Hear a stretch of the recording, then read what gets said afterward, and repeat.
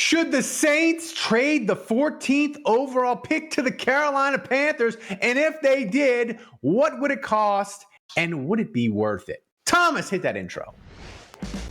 Welcome to the award-winning Saints Happy Hour podcast. Seriously, this podcast has won awards. American standards are dropping every day. The show features Ralph, the best host in the world, who can barely pronounce his own name, much less anyone else's. Marcus Callaway. Dave is that dude who loves taking bathroom breaks. He's mad about almost anything, so make sure to lower your volume when he speaks. Put that freaking clown meme back up that I made. Jesus Christ. Andrew has sources, watches tapes, and knows football. He rarely shows up on time and wants to commit crimes to help the Saints win. Sean Payton would have done illegal things. Don't tell me I'm wrong, because you know it's true. Oh, and there's also Kevin, who is great at doing mock drafts, but struggles to actually watch Saints games or have a functioning relationship. Budrich wants to know how the doctor's doing. That ended. Anyway, grab a drink, sit back, and enjoy the insanity. All right, everybody, welcome to another edition of Saints Happy Hour podcast. Find us wherever you get your podcast. Rate us, review us, give us 5 stars. If you don't give us 5 stars, I'm going to hunt you down personally. If you find us on YouTube, subscribe to our channel, like us, spread it wherever you hang out on social media. I got Kevin with me. I got Thomas with us running the show back and forth. Kevin looking very buff, working out, looking tremendous, Kevin. Thank you. So today's episode of the show is based on a tweet that the 33rd team sent out. It's a website and they're on social. And they said they proposed a trade for where the Saints trade with the Carolina Panthers, the 14th overall pick, and Carolina gets the pick and they select Brock Bowers. Now, before we get into that, I tweeted at them and I said, hey, listen, the 33rd and the 39th pick ain't getting it done for 14. One, because I don't think that's enough even on the trade chart, barely. But second of all, Kevin, we got the in-division rival tax. And if you're Carolina and you want to trade with Mickey Loomis, you're going to have to pay more than 33 and 39. So I proposed an idea in the Discord, and it was kind of mixed, and it was very mixed on Twitter too. I said, listen, if the Saints are going to trade with Carolina, it's got to be more than 33 and 39. But if I said you got 33, 39, 65, and a 2026 second round pick, would you do it? And of course, you, president and chairman of the Trade Downs Association, said, hell yes, I'm going to do it. So we said, hey, if the Saints did this, how would that draft look? Look, could it be amazing? Could it be fun? But before we get to the picks and everything, give me your upside and the downside of trading with a division rival and knowing they're going to get Brock Bowers, a darling of draft Twitter, a darling of Saints Twitter. Carolina will have him in this world we're living in where we do this trade. How do you feel about that? And would you be concerned that could really come back to haunt you? Yeah, I would be concerned. Look, I would be concerned about that because, look, this guy presumably is the next 10 to 12 years going to be a top offensive weapon for the franchise. And look, their quarterback is not that good. He may end up being a bust. But putting that guy on that team immediately raises it's like the rising tide lifting all boats. Plus, it's going to be a division rivals. The division games can be finicky. There's chances you could go 1-1 against this team, and they could still find a way to go 4-13 or 5-12. But one of those wins is against you. Let's say I'm not going to say he's going to, if worst case scenario for the Saints or whatever. I'm not going to say he's going to be Gronk because Gronk to me is the best tight end of all time. But let's say Brock Bowers is Jimmy Graham, Travis Kelce.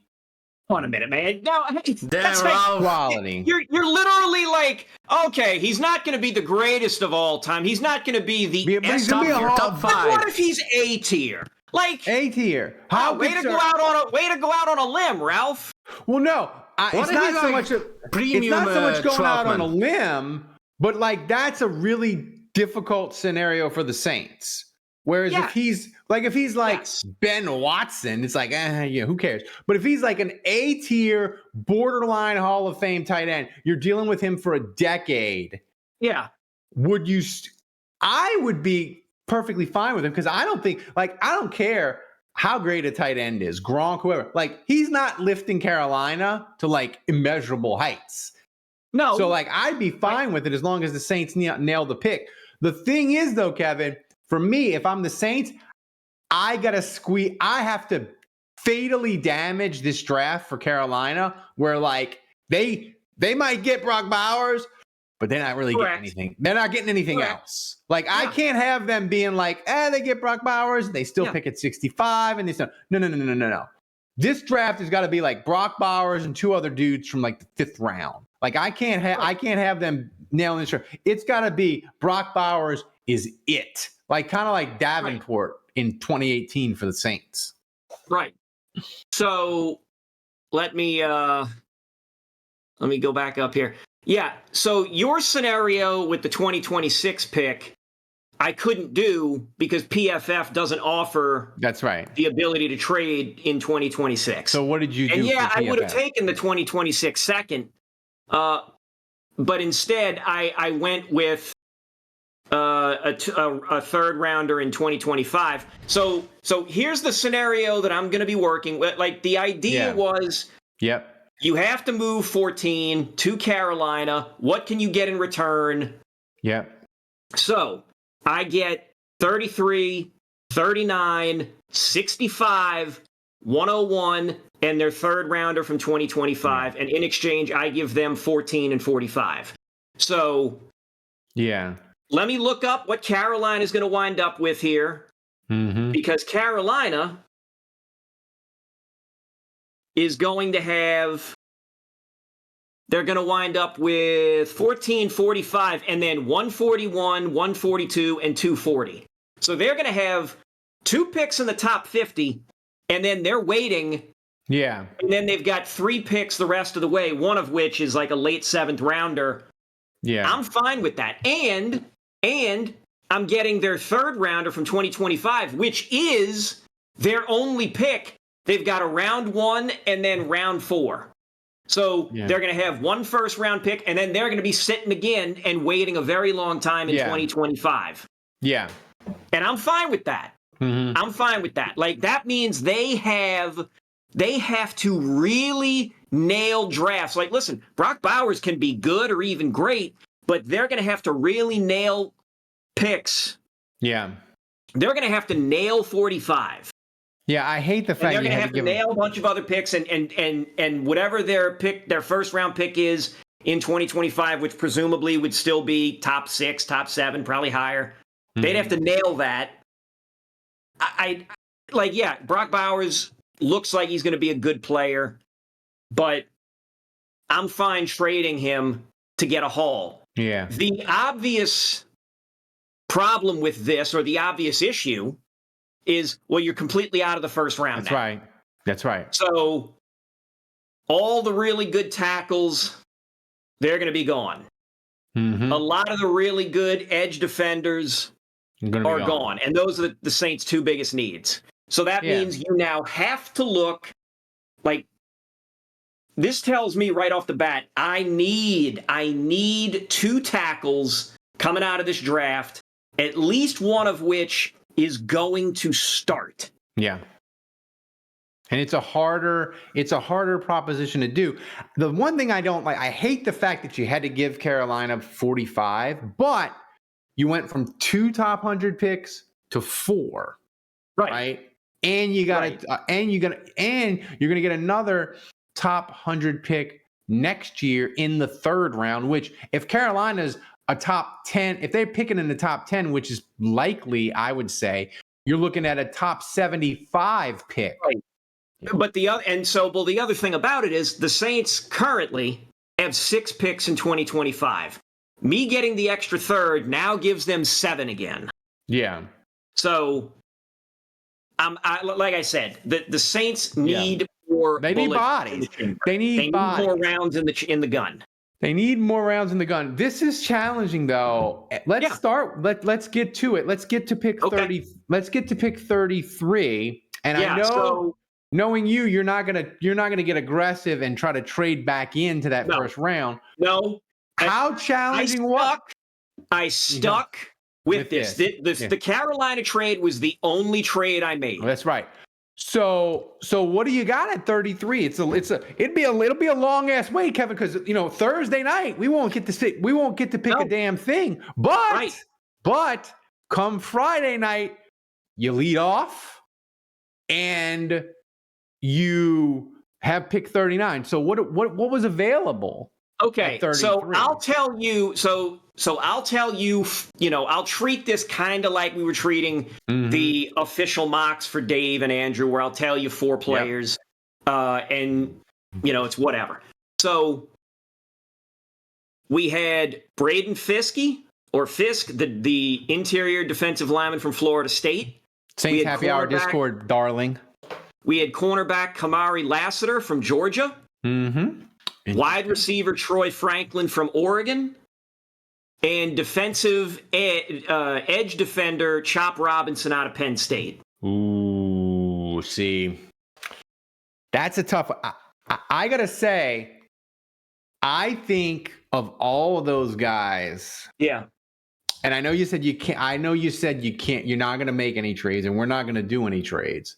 But I'm gonna tell you, if Chop Robinson was there, Mickey Loomis's phone would be vibrating so much Friday during the day, it might fall off the table. Like, I think teams would be they'd be falling all over themselves trying to get the 33rd pick from the Saints, Chop Robinson. I think a ton of teams would have him and be like, he's a top 20 guy on our board. We got to get him. Let's give the Saints a ridiculous thing because he's so valuable. I think, like, hey, you still got you still got a guy at edge, even though you sign him, Chase Young. He's still got the neck issues. He's no short thing. I think Chop Robinson, you don't run to the podium because you're first, so you just kind of stroll. But I would say he would be my pick. But what did you do? So I ended up going with Chop Robinson. Mm-hmm. Fun name too. Yeah. A little bit shorter, but not too much. He's described like the description on him is alien-like athlete. Yeah. So I will gladly take an alien-like athlete at 33, and at the very least, listen, Cam Jordan. Yeah, not getting any younger. He maybe he retires after this year. Maybe he hangs around a little bit longer. But it's not like he's gonna suddenly produce like he's 3 or 4 years younger. So you got to manage that. Chase Young could be a 1-year rental, and he still has the neck. The neck issue that there's always going to be question marks there. And then you got Peyton Turner, who absolutely needs to be replaced. And this guy fits right in. Yeah, this does. And he would mean, Kevin, the Saints have said all offseason, Jeff Ireland, Dennis Allen, hey, maybe we need to go a little smaller at defensive end. Usually we like guys in that 275 to 290 range. We like big, giant defensive ends because that can hold the edge, that can stuff the run. It's a principle of the Dennis Allen defense. But they've said all offseason, hey, maybe we'll change our prototype. We got to deal with these mobile quarterbacks who are killing us. Maybe we'll change the prototype. Chop Robinson would do that. Here's the thing, Kevin. His RAS is 9.68. And it's that good, even though his composite even though his composite size is poor because he's only 6 foot and he only weighs 254, but his composite speed grade elite. composite explosion grade, elite. Agility grade, they don't have it because he didn't do the 3-cone. But he had an 8.1 on the shuttle. So he would be I think he'd be a great pick at 33. At least you fill the need. I would expect the Saints, if some kind of way they did do this trade, which it's unlikely, but I still think it's very reasonable because what Carolina has offered here, Mickey Loomis would at least have to think about it. They'd probably have to sign like a veteran, like a Becton or something at an offensive line to kind of like fix it. But like there was nothing worth having at 33, Kevin, on the offensive line. What did they have at 39? I'm getting scared now. Right. So here's where the issue comes in. That I alluded to at the top of it. Mm-hmm. So at 39, here were 4 names available, and again, I just picked 4, and I picked these 4 to sort of be mysterious. Kingsley, Suamatea, Kingsley Suamatea, the tackle from BYU. Oh yeah. Enos Rakestraw Jr., the cornerback from Mizzou. Mm-hmm. Tavion Sanders, the tight end from Texas. And Michael Penix Jr., the quarterback from Washington. What's the Raz on the Kingsley guy, the tackle? See, that's the thing that I would want. I mean, Michael Penix Jr. would excite Saints Twitter, and if you want to do a Jack car, the Raz on Kingsley Suamatea, 9.35. Okay, but his height is abysmal at the position. It's 2.49. Woo! My God, his weight is good. His bench is tremendous. Composite speed grade is elite. Yeah. But I don't like this guy I don't like him as your first tackle because he's talked about as like a project guy. Well, but once you get into this second round, kind of, well, 39 still pretty. Yeah, I think that might be a little bit of a reach. His speed grade is good because remember the new scheme that the Saints are going to be running for the first time in about 20 years. We're going to see a new offense. The Shanahan offense requires agility, speed with the tackles, do a lot of that. So that's interesting. Right. I mean, no. It would be one thing if the Saints, traded back a little bit and somehow managed to get another pick later. Like if they somehow managed to trade back to 17 or 18, picked a tackle first, and decided to take this guy later and got 2 tackles either right off the top or tackle other position tackle. That's one thing. Because again, the write-up on this guy is basically he's a guy that could be good, but he needs time. Yeah. The Saints and Dennis Allen do not have that time. That's right. I said this at the start of this. You need someone who can start year 1 or challenge to start year 1 and get starting reps. Well, Here and now. So I ended up passing on him. So who did you pick? So I thought, what are the other needs here? We got the edge defender, and there were other good edge defenders available at 39, but I'm not going edge back-to-back. I decided to go with the wide receiver, Troy Franklin, out of Oregon. And I like, what did I like? I like the fella's height. Yeah. He's 6'3". He played all 3 years, the last 3 years, played all the games. He really took off last season. 14 touchdowns, over nearly 1,400 receiving yards. Yep. This is a guy, he can, again, the write-up is obviously he needs to get stronger or whatever, stuff like semantic stuff that NFL writers type up. But they said he could immediately be fitted in as a team's number 2 wide receiver. What have I been saying? That the Saints need is a definitive number 2, and that's this guy.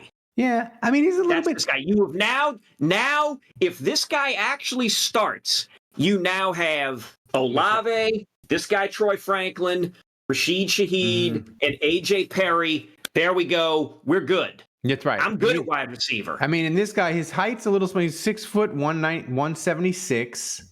So again, he's 6'3". Oh, is he? Yeah, he's 6'3". Okay. So I'm looking at the Troy he's a Troy Franklin from Oregon, right? Right.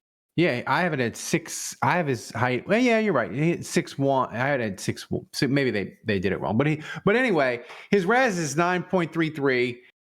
Composite grade, speed grade, great. Explosion, great. Like, he's a good pick. But this to me, Kevin, and not to deviate too far from this exercise that we're doing, but I do think this exercise, what it makes me think of is we've traded down, and granted, on this trade we traded out of the first round, so it's difficult. But I think it brings to mind the issue with the Saints is, even if and I know they know their roster.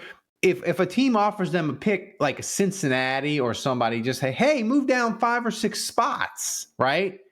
Yeah. And you're like, hey, move down 6 spots, and we'll give you pick 85. And you're Cincinnati. You're like, oh, pick 85. That's great because we have this giant gap between picks because we don't have a 3rd and a 4th round pick. This is a great idea.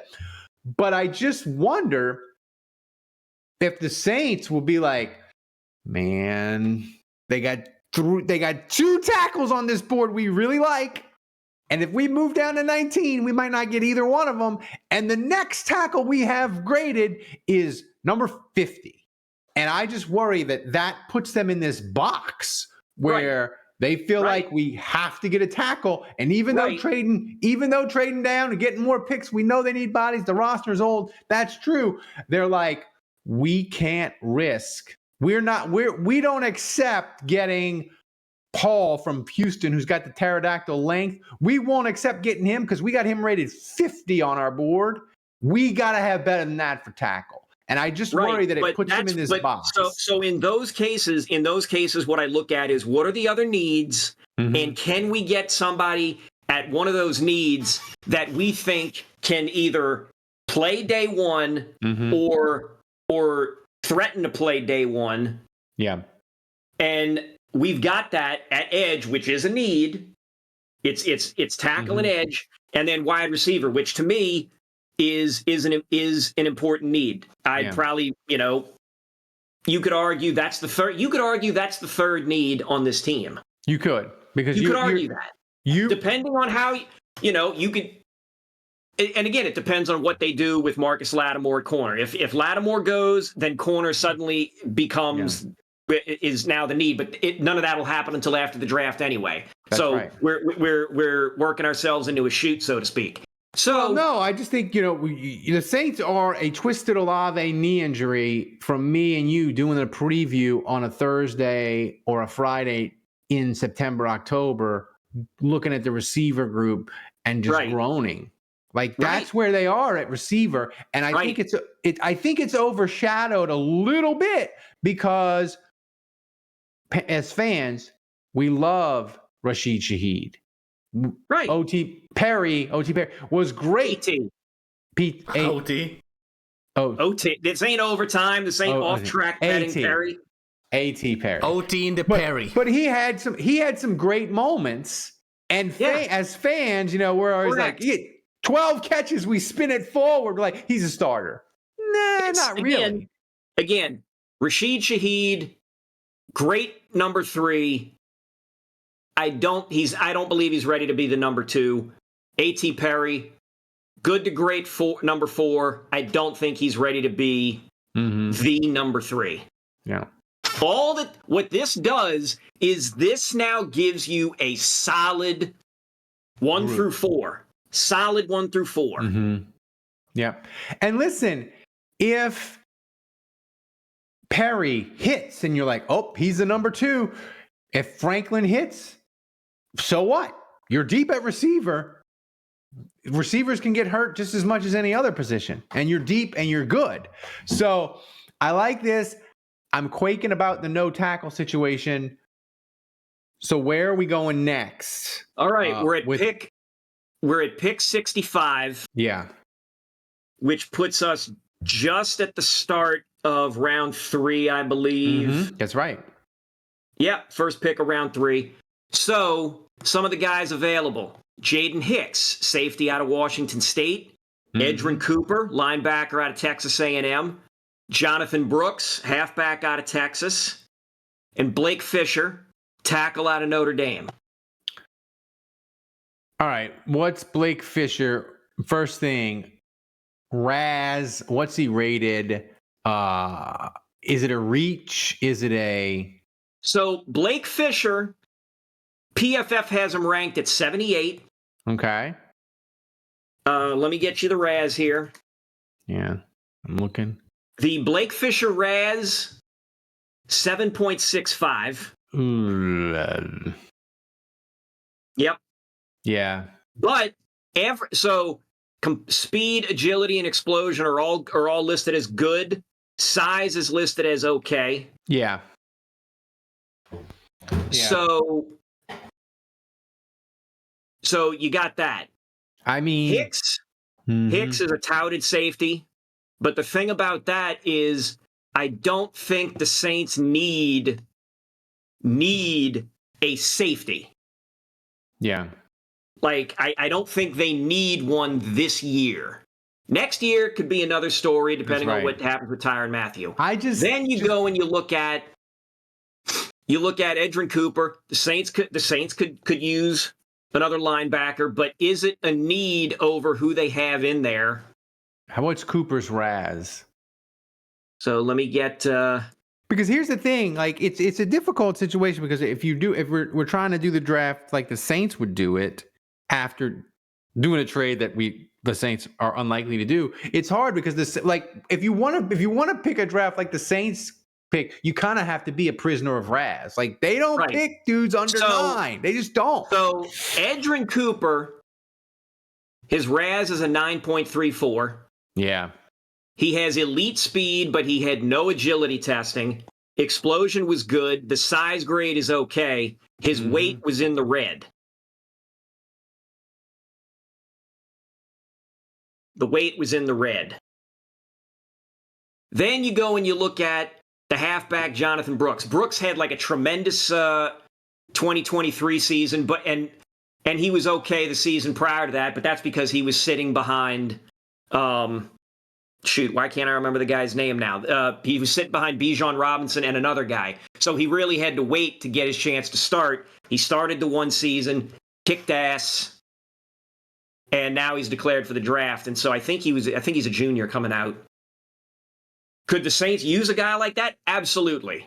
Absolutely. Currently you got Jordan Mims, Kendra Miller, who knows what they'll do with Kendra Miller, Jamal Williams, who may or may not be around, who knows? And then you got Alvin Kamara, who, dinged up or suspended or he was suspended last year, but like dinged up. Halfback is one of those situations that the Saints are going to have to address, but I think this pick, too early to worry about halfback. So I picked the tackle, Blake Fisher. I reached a little bit, and I went with the tackle. All right, well, we lost Ralph, but I'll keep talking until he chimes back in. I reached a little bit, and I grabbed the tackle, Blake Fisher. So my thought process is you can only wait so long before you got to take the tackle. And I thought we're grabbing 2 for sure. So I picked Blake Fisher. So that takes us now to pick 101. What's funny is Ralph is going to chime back in, is going to ding back in, and I'm going to have to just like talk my way, repeat most of this, but it's whatever. It's whatever. I'm fine talking. So we go to pick 101. Here are the four that I was like really thinking about. You had Dominic Puny, I don't know. Dominic P, the tackle out of Kansas. Phoenix. Michael Pratt, the quarterback out of Tulane. Michael Hall Jr., interior defensive lineman out of Ohio State. Oh, you gotta go Tulane, man. Right. Well, I just listed. I threw him on there. Just to like fuck with Dave. Because Dave, I'm sure, if Dave hears this or somebody hears it, they'll tell Dave, and Dave will be like, "Oh, he was considering the Tulane guy." And then Cade Stover, the tight end out of Ohio State. I'll blow up Dave's bridge right now. We're not taking a quarterback at pick 101, and I'm not going with defensive interior because I think defensive interior, you're okay at the moment. I think maybe next year next year is like the time to possibly draft one. Or draft one high, I should say. So that left me with the tackle, getting another tackle back-to-back, or the tight end. I ended up going with the tight end. I picked Cade Stover out of Ohio State. Cade Stover is touted as a good run blocker, and the Saints need as much blocking help as they can get. Well, why don't you take the tackle, Kevin? Well, Cade Stover is still a tight end. He still plays very well. He wouldn't have been rated this high if he was just a tight end who blocked. I'll take care of Ralph's inevitable Raz question, even though he's not here to ask. I'll give you the Raz on Cade Stover. Cade Stover's Raz 8.33. Speed is great. Size, leaves something to be desired. His agility grade and his composition grade, they didn't have enough info to make a full rating system for, so no composite grade on either. And again, they gave me the D+ on that, but he was in that zone for drafting. I guess they didn't like that I maybe reached a little bit for him, but in terms of what the Saints need, the Saints do need a tight end. I know they've got Juwan Johnson and allegedly Foster Moreau, and Taysom Hill still qualifies as a tight end, but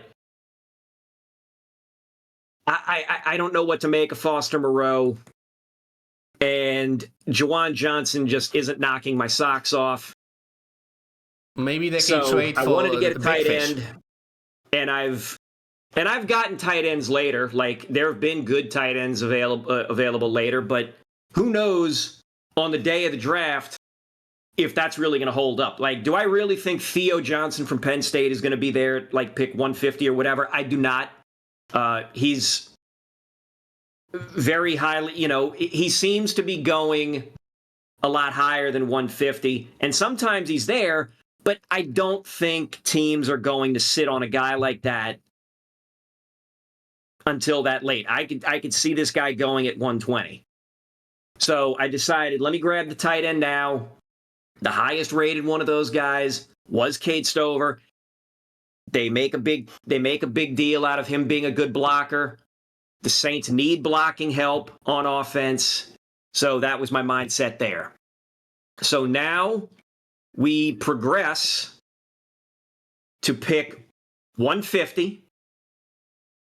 My options here were Mason Smith, interior defensive lineman from LSU, Logan Lee, interior defensive lineman from Iowa, Theo Johnson, tight end out of Penn State, and Zach Zintner, the guard from Michigan. I don't believe Mason Smith, I'm trying to think, was because there were two defensive interior linemen that were there at Raz. Like, Mason Smith's Raz 8.98, real good, but I just kept thinking is he going to come in there and immediately challenge Shepard or Saunders or challenge Brisee? And I was just like, I don't think he is. Like, he would be a real good number two there. When do you, Kevin? When do you stop? When do you sort of? When, I guess, do the Saints sort of turn off the we need a guy here versus whatever, just best player available? Like, right, best player available. Like when they drafted Perry last year, they traded with Denver. They used the pick they got from the Troutman trade, I think, and they just took Perry, right? And it's like, we just love him. We're taking him. Yeah. We move. So, like, when do you sort of shift in there? But you got a tackle, you got a tight end now. And I tell you, if you're going best player available, if you were going best player available here, your options, I mean, you've really got three that are tight together in Mason Smith, Logan Lee, and Theo Johnson. And Zach Zentner was a little bit further back. I can't believe it. Our boy, you picked a tight end over while my computer was crashing, getting computer aids and getting a blue screen. You picked a tight end, not our boy Theo Johnson. So I'll repeat myself. Cade Stover's touted as a real good blocker. So I realize the Saints need good blocking, both run blocking and possibly pass protection. Obviously, I could have gone with another tackle, but I wanted another offensive weapon at the very least. So I rolled the dice on Cade Stover. And plus, I don't think Theo Johnson will realistically be there at 150. No, I don't think so either. So I went with Cade Stover. I just feel like... Yeah, go ahead. I agree with you. I think Theo Johnson is one of those dudes that everybody has him slotted in that 90 to like 120 range. I think he's going to be a guy that's going to sneak into round two. I think he's going to go top 64. Because wait, you literally just said 90 to 120, and now you're picking, and now you're saying... No, I think people think he's going to go into the 90 to 120 range. I think he's going to go higher. I think a team's going to look at him and be like, that dude has everything we want in a tight end. We're going to coach him up, and they're going to take him. I think he's going to go higher than everybody projects. Tomas, you can check the timestamp on that one, please. I'm just saying. So, anywho, we're back to pick 150. And yeah, if you were going best player available, Mason Smith is the highest rated out of those four guys. And I think he was the highest guy listed out of everybody. But I did a little reachy, and I went with Zach Zentner, the guard out of Michigan. Yeah. Michigan. I decided we needed a Michigan man, especially after drafting an Ohio State guy. Right. So, where am I? Hang on, I just lost my... There we go. Zinter. I got to make sure I'm... Yeah. Well, for some reason, there's no Raz listed on this guy. Raz, Zach, Zinter. Yep, no Raz. I can't find anything that jumps out on the Raz. So he may not have a Raz. But my thought process with him was he's a giant human being. He is, yes. He's 6'6", 320. Like Penning. Hang on, man. Don't start with me.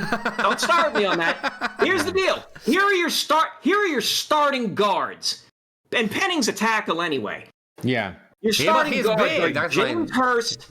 Your starting guards are James Hurst and Cesar Ruiz, and your backups are Mark Evans II and Nick Saldiveri, who we got nothing on.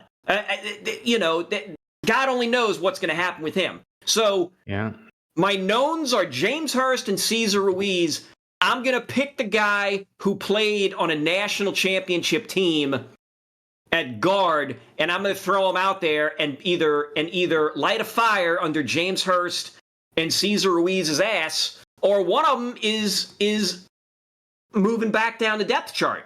Again, name of the game is protect Derek Carr. Yeah.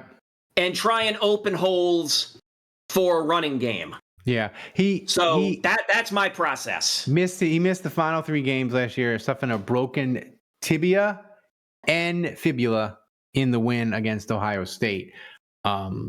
So that's a little bit concerning. But listen, he's been first team All Big Ten. That explains why his draft stock has dropped this far. Yeah. So I like this draft. I like the fact that you filled an edge with a guy who's going to contribute, I think, right away, be in the mix, a wide receiver potentially in the mix. You strengthen there. And your other sort of plan is, hey, I can't get myself a definitive starting offensive tackle, but I'll do a tackle, I'll do a guard, I'll do a tight end that can block, and we'll hope to sort of lift the foundation of the offensive line with all these bits and pieces. I like this strategy a lot. Do you want me to finish? I can finish round 5. Let's do it. And then, so I'll finish round 5, and then we can show the full mock. That's right. So at pick 168, I had linebacker J.D. Bertrand of Notre Dame, tackle Javon Foster out of Mizzou, defensive interior Miles Murphy from North Carolina, and safety Jalen Simpson from Auburn. Ooh, I like Murphy. I like the interior. Murphy's Law. Miles Murphy. Let me just give you his Raz if I can find, if he has one. No, that's the wrong. Boy, they got a different Miles Murphy. Boy, there was a different Miles Murphy. Oh, yeah. They got the Miles Murphy from Texas, too. Well, no, there was a Miles Murphy from Clemson who was drafted last year. Oh, yeah. Yeah, so there is no. I can't find a Raz on this Miles Murphy. So let me just get out of there. Hang on, click out of that. Scroll down, find Miles Murphy, and we're gonna just keep. We're walking. But I like this, because here's the thing, Kevin. As you just add bodies, I think with the draft capital the Saints are going into this draft, I think it's incredibly important that they get 2 starters and a contributor. But with the amount of capital they have, I think it's a very, very challenging ask. With this draft, we drafted all these guys. I think asking them, saying, get me 2 starters and a contributing backup, I think it's much, much more likely with these extra bodies in the top 100. And maybe you can even look at it and say, maybe we can get 2 starters and 2 really good contributors. And then suddenly, boom, you got 4 guys added into your roster to make it younger to help you. So I'll tell you what. So I'll just tell you what I did here instead of belaboring the point. I took the tackle, Javon Foster. I said, we are getting 2 tackles in this draft. Yeah. And, the PFF mock really liked it, really liked the value there. Yeah. His RAS, 7.77, came off great on explosion, no agility testing. Speed grade was okay. Yeah. But the numbers, he had a bad 40-yard dash, but the numbers got better with the 20-yard and then better again on the 10-yard. It's I don't need a tackle to have some great 40-yard dash. I just need you to get up and block the guy. So the height and the weight are listed as okay. He didn't get a bench test. Again, looking for depth, looking for guys who can threaten. You got Ramczyk, who's going to be questionable. You got Landon Young, who's questionable. You got Trevor Penalty, and you got Udo as your tackles. And it's we need bodies. We need people who can come in here and potentially breathe life into the roster, especially in this scenario where we've traded out of the first round and all the top flight tackles were gone. I still think, even if you got one of the top flight tackles, I still think you need to get a tackle later anyway. And in a lot of my mock drafts, I grab a tackle early, and then I come back and I sometimes get Javon Foster as Yeah, a and I think another guy. the thing is with Foster that could sort of, even though his RAS is lower than what the Saints usually do, we're getting in that round where I think they would potentially take him. The thing is, his explosion grade is tremendous, right? And his size, it's fine, not great, but it's so fine. And the speed, it's not poor on RAS, it's okay. So then it just comes down to when the Saints look at the tape, do they see him and say, hey, he's a scheme fit for what we want to do? And even though the RAS says his speed is just okay, on the tape, it's fine. Now, we don't know that because we're not grading the tape, but I think he's a guy that could fit into that. Don't necessarily have to preach the RAS gospel, because the thing that I look at RAS, Kevin, is I know the Saints only love their nines, but as long as you've got a guy that his RAS, if he doesn't have a section that's poor or horrible, I still think it's possible for the Saints to do it. And listen, like you said, they need tackles. And listen, not just starters like Landon Young, Pete, like these guys are gone. You have to replace them with somebody, because just because you pick the tackle in the first round, what if he stinks like Penning? What if it takes him a while to get going? What if he gets hurt? Like you need depth bodies. And will they go for veteran depth in the free agency dollar store of those guys that left, or are they going to go young at depth? Whichever way they go, you still need the bodies. So I think taking two tackles is more likely than not for the Saints, just as to where they are. Because think about it, Kevin, like I said, Pete gone, right? Right. Landon Young, do they want to bring him back? They want somebody to bring in, compete with him, maybe push him off the roster. So I really think this trade exercise or not, like I think there's a very high likelihood that the Saints do indeed go two tackles in this draft.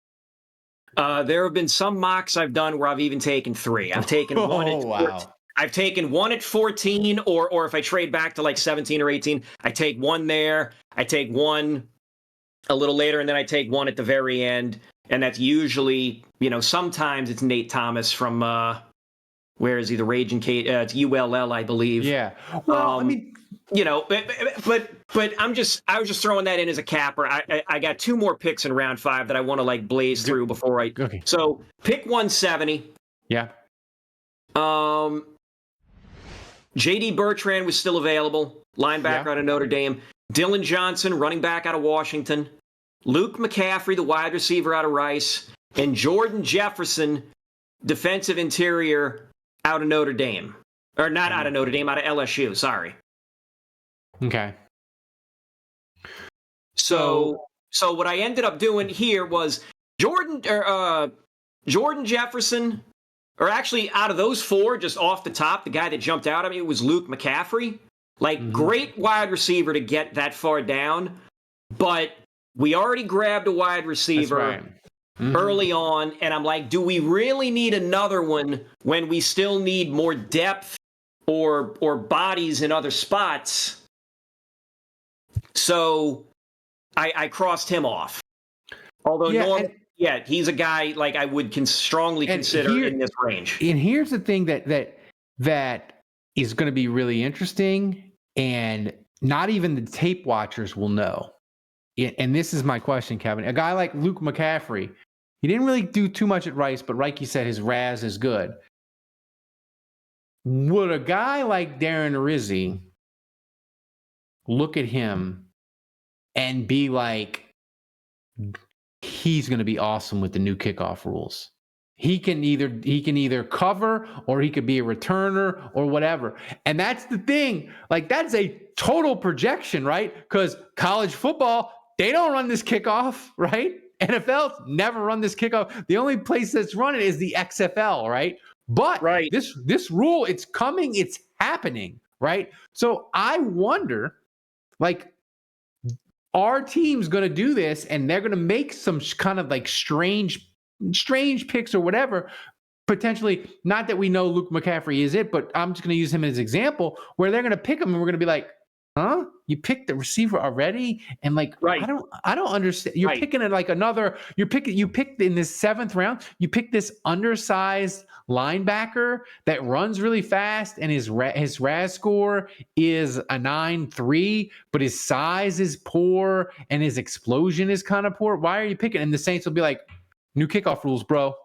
It's going to work. Trust us. And like, maybe it will, maybe it won't. I'm just saying, like a lot of these guys in the later rounds and UDFAs, like our team's going to draft guys specifically for these new kickoff rules. And they'll be like, he'll be a kickoff. He'll be the new kickoff guy rule that'll help us there. And he'll be a gunner or something. I don't know. I'm just saying this new kickoff rule, it's a whole new world and teams got to account for it. And until we start getting tape on, and Kevin, until college changes the rule, we're not going to have tape on it. Like, and if the NFL keeps it right in 3-4 years, like it's just going to be really interesting how teams find guys to do this new kickoff rule if colleges don't adopt it and they need guys to project to it. I'm just saying, it's something to think about for UFAs late round picks. So what I ultimately decided was to grab the linebacker, J.D. Bertrand. Okay. So let's see if there's a RAS on this fella. There is a RAS, although it looks incomplete. Yep, RAS is incomplete. Okay. So there you go. RAS incomplete on this fella. Yeah. I looked at it like now at late round 5, grab a depth guy for linebacker. That's right. And he's got decent enough numbers. So that was my thought process on that. Yeah. Jordan Jefferson, I felt like, do we need the defensive interior at pick 170? I just said no. Again, what am I? I am the vibes guy. That's right. That's all. That's fine. And then Dylan Johnson, like I was just reading some stuff, and I just thought, do we? We can pass on Dylan Johnson right here. So we rolled to pick 175. This is the last one that I'll like get in depth about, and it's the last pick of, or it's our last pick in round 5, which is where I sort of like cut myself off. Although I finished the draft because that's what I'm a weirdo. You always finish. Daniel Laube, the running back out of New Hampshire. Jalen Sundell, tackle out of North Dakota State. Jordan Jefferson, LSU. And then edge defender Braden McGregor out of Michigan. And I went with Jordan Jefferson. Ooh, I interesting. briefly considered grabbing a third tackle. That was probably my strongest consideration. The running back, Dylan Laube, or Laub, I don't know how he pronounces his name. Like, the guy's numbers are good. For a guy who played in, I didn't even know New Hampshire had a university that had football. His 2022 season, the guy was off the charts. He ran for 1,200 yards, caught for nearly 500 yards, scored 15 touchdowns. Those numbers took a dip in 2023, but he's still produced. Like, this is a guy who can come in and seems like he could be an immediate player on an NFL team, despite playing for a small college. Like, small college guys can play in the pros. Yeah. There's a lot of examples that, like obviously our reasoning would be, well, Hofstra, Marcus Colston or whatever. Every NFL fan that sort of really pays attention, they got guys that they can list. It's like, oh yeah, so-and-so went here and so-and-so went here. And there's enough evidence to show that small college guys can translate to the pros. So, that was my my reasoning on that. And then Braden McGregor, I thought, I just thought, I don't want to get a second edge defender in this draft. Yeah. I like Chop Robinson, so we'll just roll with him. And so that's where listen, I cut that off. lost Malcolm Roach. And plus, grabbing an LSU guy, Right. Gets you people get some excited. good. You get some good. Go Tigers. Yeah. Yeah, but here's the thing: Malcolm Roach went to Denver. Malcolm Roach was, if you like analytics, the Saints' best run defender, interior. So there's a need, or at least an opportunity, for Jefferson to fill that spot, right? So that's really interesting. So as we kind of you finish the last couple, do the last couple picks for the draft, and then I'll just read these. I'll just read them off. I took linebacker. I grabbed another linebacker. I probably could have avoided taking this guy. Looking back at it now, like I'm several hours removed, I might not have taken this guy, but I took Steel Chambers from Ohio State. That is a porn star quality name. Exactly. I'm seduced by the name. That's what it is. I mean, that is incredible name. Yeah. From Ohio? That's a better porn star name than TJ Tampa. Yeah, it is. Steel Chambers. He was on Skinamax in the 90s. And he was solving crimes and banging chicks.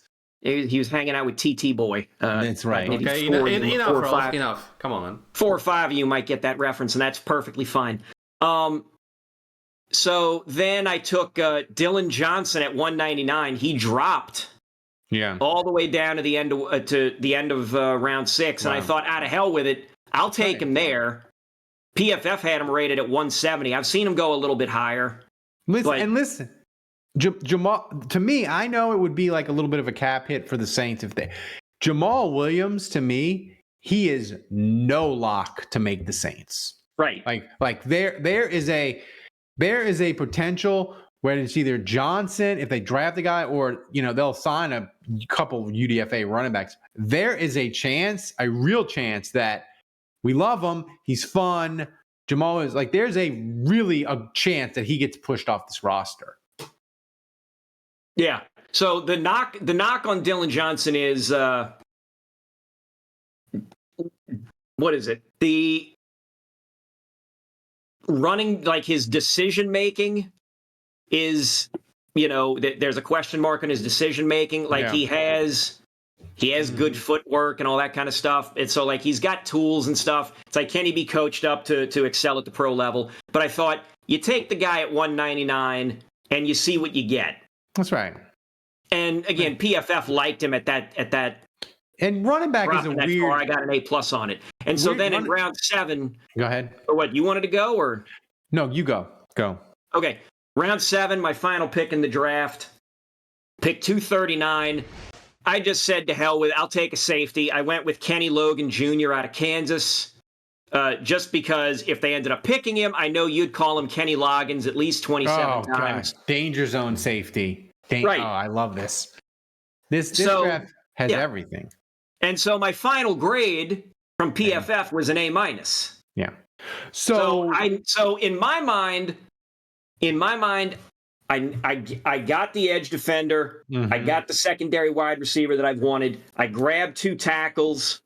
You can argue that I reached at the tight end and at the guard, which, okay, whatever. But the Saints need O-line help. I've tried addressing that.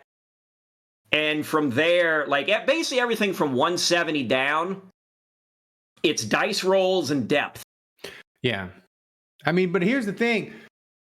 11 bodies, I love it. Because this roster needs it. So overall, you just said the positives of what you like about the draft, and I agree. I look at these 11 guys, and I think you can find 3 starters and a couple of nice backups. That's 5 dudes. That's 10% of your roster that you're turning over in one draft, which is excellent. So that's the positive. But on the flip side, Kevin, what do you look at this draft and look at this trade that you did with Carolina to start it, where you traded out from 14 and your first 2 picks were 33, 39. You got 4 in the top 100. But what do you like? Man, I like it because it's depth and it's bodies. But what do you like? You're leaving the draft going, I don't know about that. at that when you trade out of the first round, I really feel like it's got to be Chop Robinson and Troy Franklin. Those guys need to play and they need to contribute year one. And one of the next three guys, either Fisher, Stover, or Zinter, need to hit. That's it, because that's all part of the. I believe those were the first four picks were part of it, but I still think because it was a reach at 150 with Zach Zinter, one of those next three guys has to hit. Yeah. So the first two have to contribute and play in year one. One of the next three have to have significant contributions for an extended period of time. Yeah, and I wish I would have asked you this at the top, but I'll ask you to close. And I said it on our Discord. And by the way, if you're not a Saints patron, a Saints Happy Hour patron, you should become one. You get access to our Discord. Our Discord is fun. It's hopping every day. We got people fired up for the draft. We have a whole mock draft channel where Kevin's in there posting his mock drafts. Other patrons are doing it.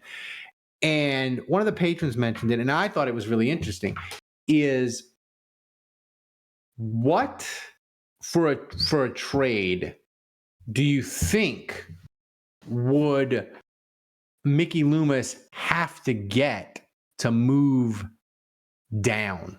Like legitimately, because he hasn't done it since 2007. What do you think he would want if Brock Bowers is there at 14? And I don't think the Carolina trade, I think it's barely plausible. I just think in division rival, it would cost so much. Carolina, I don't think they're in a stage where they're going to be like Brock Bowers is a guy that can fix everything. And basically that's what they're doing with the trade that we just did. They'd be like, he's the final piece to our puzzle. And they're so far from that, I don't think it's realistic. But what in your mind would be what it would take? Enter the mind of Mickey Loomis. What do you think it would take for him to move down to wherever you think, whether it's 5 picks, 10 picks? I think he can't move down. He can't move down that far. He needs to either get another top 100 pick or 2 top 100 picks, and that's contingent on whether or not he gets something in 2025. Mm-hmm. So you could get one other pick in the top 100 and say something 3rd or 4th round in 2025. I could, again, this is me projecting. So I'm projecting my own wants and biases and needs on this. Yeah. So, in case anybody wants to get mad at me or say I'm talking out of my ass, of course I'm talking out of my ass. I'm on this thing talking to you, Ralph. They're not paying me money to do this professionally. I think that's right. I think what Mickey Loomis would need, what I think he would want would be another top 100 pick to like move down like 5-6 spots. I think he would want another top 106, and I think he would want to flip one of those 5th round picks and get himself into the 4th round. So it would be like the Bengals give the Saints pick 19 or 20, wherever they pick, and they give them 19 and 85, and the Saints give Cincinnati 14 and 150, and Cincinnati also gives the Saints like their 4th. So it would give the Saints I think the Saints to move down in the draft, while it's unlikely, the thing that it would really fill that gap between pick 45 and 150. Like it'll give them a couple of picks in that range, however, when it missed. That's what I think Mickey Loomis would absolutely have to trade down for the first time since the Obama administration. Yeah. So overall, don't make me wistful here. Don't make me wistful. Wait, no. 2007. That wasn't the Obama didn't start. That's right. Obama didn't start till 2000. I'm wrong. It's the end of GW. It was the end of GW. It was Bush. Wow. We haven't traded since what is that? 1, 2, 3. We haven't traded. He hasn't traded down since 3 presidential administrations. 4 3 presidents ago. Yeah. Oh God. So anyway, guys, thanks for joining us. Thanks for hanging out with us. I apologize for my computer issues, but Kevin, he knows the mock drafts backwards and forwards. He knows all the players. He took the reins. He did great. I know enough about. That's the thing. If you're gonna bullshit, you need to know enough about it to be decent enough at bullshitting. Right. That's what people forget about bullshitting. Yeah. So, guys, go to saintshappyhour.com if you're listening to the free version of this. Become a patron. Support the show. We need you so we can keep doing this show. We can keep Thomas fed and happy in Poland. Yeah, so I can pay this trainer to help me lose weight and get in better shape. We need all this stuff to make it happen and grow our community. So, guys, thanks for joining us. And until next time, the bar is closed.